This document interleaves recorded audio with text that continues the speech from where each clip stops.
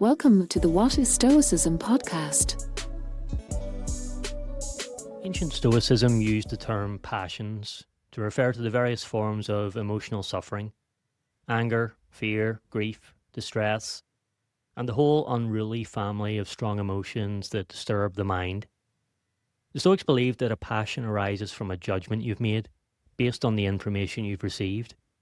In other words, the experience of a powerful emotion is never simply a raw feeling. It's the result of an evaluative decision, whether conscious or unconscious. Feeling upset happens when you judge that something bad is happening.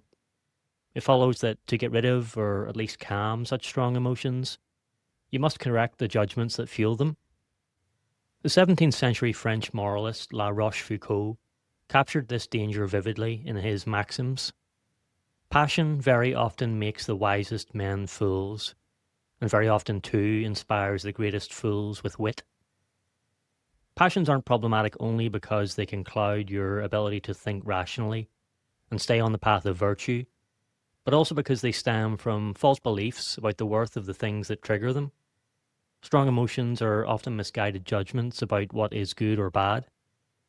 Epictetus, one of Stoicism's greatest teachers, addressed this dynamic while outlining the three domains in which a person must be trained if he or she is to become truly good: the domains of desire, action, and assent.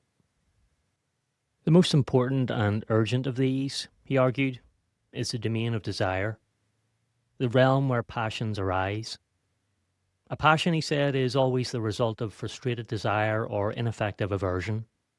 This is the domain that gives rise to mental turmoil, confusion, misery, sorrow, grief, and fear.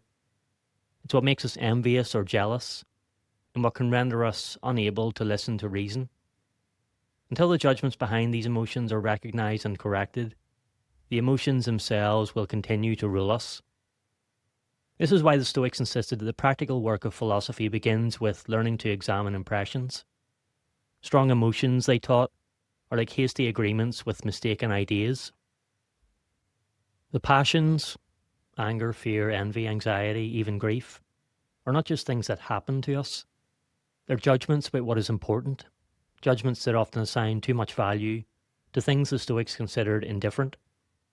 When we feel these emotions arise, it's because we're desiring something that isn't truly good, virtue, or trying to avoid something that isn't truly bad, vice.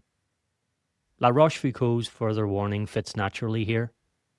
There is in the passions such a constant tendency to private interest and injustice that it's dangerous to be guided by them, and indeed we should not dare to trust them, even when they appear most fair and reasonable. This reinforces the Stoic view that impressions must be questioned before we assent to them. Epictetus makes this point repeatedly in his discourses. A philosopher's most crucial work, he declares, is to assess impressions, distinguish between them, and accept only those that have been examined. To illustrate the kind of diligence required, he describes the work of an assayer, someone who tests a coin by sight, touch, smell, and even by the sound it makes when thrown to the ground. The assayer tests it again and again, alert to the smallest flaw.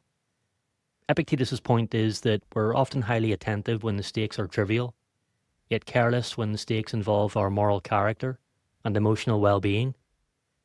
When impressions arise from spontaneous instinctual responses to events, we tend to accept them automatically. This laziness leads to unsound judgments and in turn negative emotions. For instance, if your automatic impression is that something bad has happened, and you accept that impression without scrutiny, it becomes a judgment. That judgment then fuels anxiety, anger, fear, or any number of passions. But if you pause and challenge the impression, a different judgment can form, and with it, healthier emotions. Changing your mindset in this way requires effort, and Epictetus never pretended otherwise. When a student once objected that assessing impressions requires significant aptitude, study, and hard work, Epictetus responded with characteristic blunt encouragement. So what? Do you think it takes only a little effort to acquire expertise in the most important art there is? He pointed out that stating philosophical principles takes barely any time. Saying the goal of life is to follow the gods, or the essence of goodness is the right use of impressions is easy. But digging deeper, asking what a god is, what an impression is, what the universe is like, or what the nature of an individual human being consists of, takes time, patience, and repeated practice. It also takes time to build the habit of assessing impressions as they arise. But the Stoic promise is that this effort is transformative. If it seems difficult, Epictetus advises, simply aim to do it once today. Just once.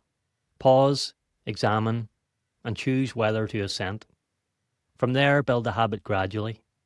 Over time, with consistent practice, you become an expert in the art that matters most, the art of governing your own mind, mastering your judgments, and transforming the passions into greater peace of mind.